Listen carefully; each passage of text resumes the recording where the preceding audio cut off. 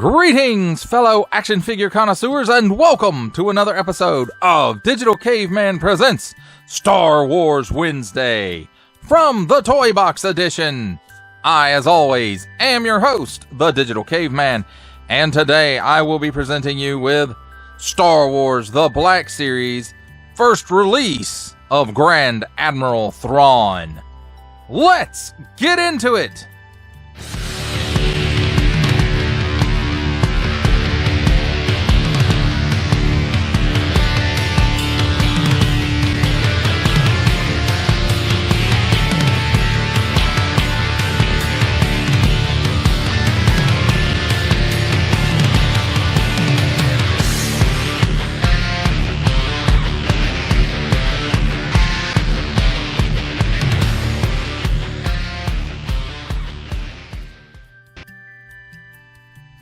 Let's take a look at the figure and his accessories. And here we have handy dandy tweezers, and we'll take a look at his one accessory.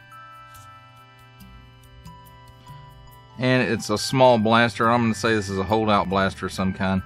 It seems to be molded in color with no paint apps, but it does have a lot of molded detail in there, so that's pretty cool. This is a nice looking little officer's weapon, I suppose, although I don't see any other officers using it. Now let's take a look at the figure himself, and do remember that this is the first Black Series release, not the Archive Edition release of this figure that had the updated face paint. But I don't think it makes that much of a difference except for the eyes on this figure. And there you can kind of see in there, it is hard to see the eyes, but there is, you know, an iris, there's pupil, and they're red, and I really like the look of this figure. And it's got some paint apps here, it's got some on the shoulder here, his code cylinders, his other code cylinders, his rank badge, his belt buckle, and this piece over here. And then it looks like most everything else is probably molded in color, except this part of the knee right above the boot might be painted. Oh, and there's a little bit of a paint app right there as well. So that's pretty cool. And you know, Grand Admiral Thrawn is one of my favorite expanded universe characters, and I'm so glad that they finally brought him into the mainstream in Rebels so that he is part of actual continuity. But let's take a look at his articulation. He's on that classic ball and hinge, and there he goes falling down, but he can look up that far. He can look down that far. It probably would go a little bit further, but the collar here gets in the way a bit. And then no chicken neck really to speak of. A very slight bit of waggle. He can do the full exorcist. At the shoulder, his arm does raise up just past 90 degrees. It does have a full 360 degree rotation. Single hinge and swivel at the elbow. Swivels around 360 degrees.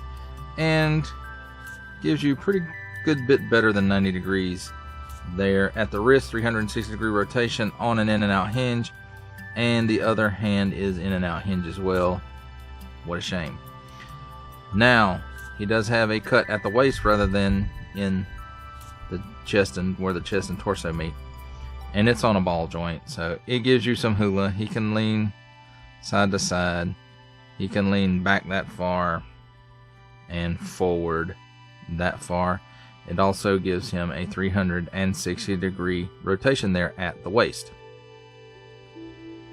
As far as the hips go, he can give you that much of the splits, and you can see that his tunic is split right here at the legs so that it does not hamper articulation. I can tell you that there's no hampering in that articulation except for the joint. This causes no undue hampering of the movement. Now this way, that might be a little different. No, He can kick out that far, back that far, a few step and a half maybe.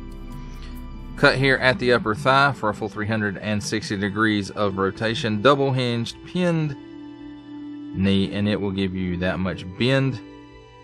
And at the ankle, tilts down that far, tilts up that far, and forward facing pin for rocker. And as far as his weapon goes, he can hold it in his hand, or for storage purposes, put it right there in his holster, and it stays in there pretty good due to friction.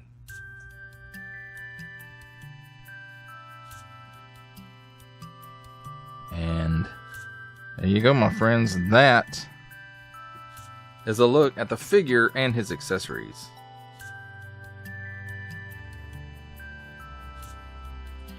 It's time for my favorite part of a review, comparisons. And here we have what I like to think of as the main cast of Rebels All Black series.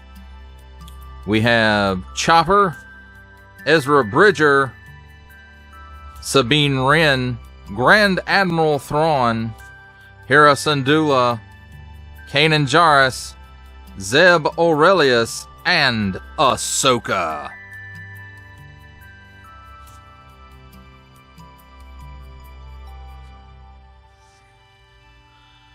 For our final set of comparisons, here we have Star Wars The Black Series, Grand Admiral Thrawn, with, from the Marvel Legends series, making his cameo appearance, Stan the Man Lee.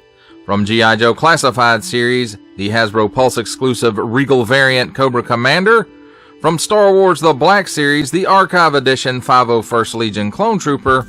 And for a 7-inch scale comparison from the Masters of the Universe Masterverse line, the 40th Anniversary He-Man.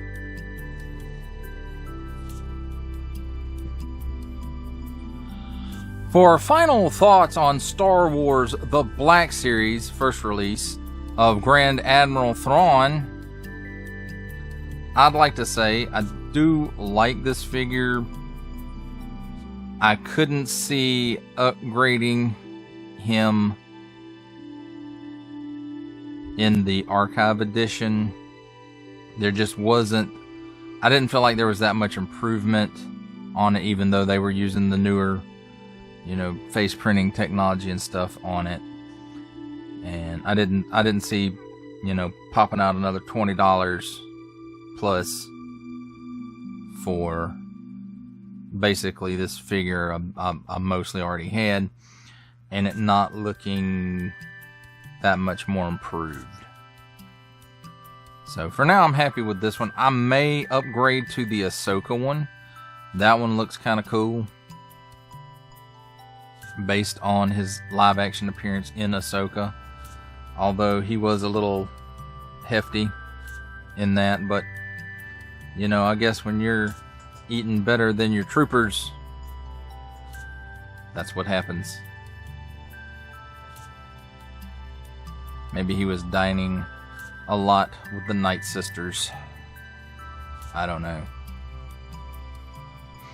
But anyway, I may upgrade to that one. I don't know. I'll have to take a look at it and really see how it looks. I do think it probably will be an improvement, at least over the eyes.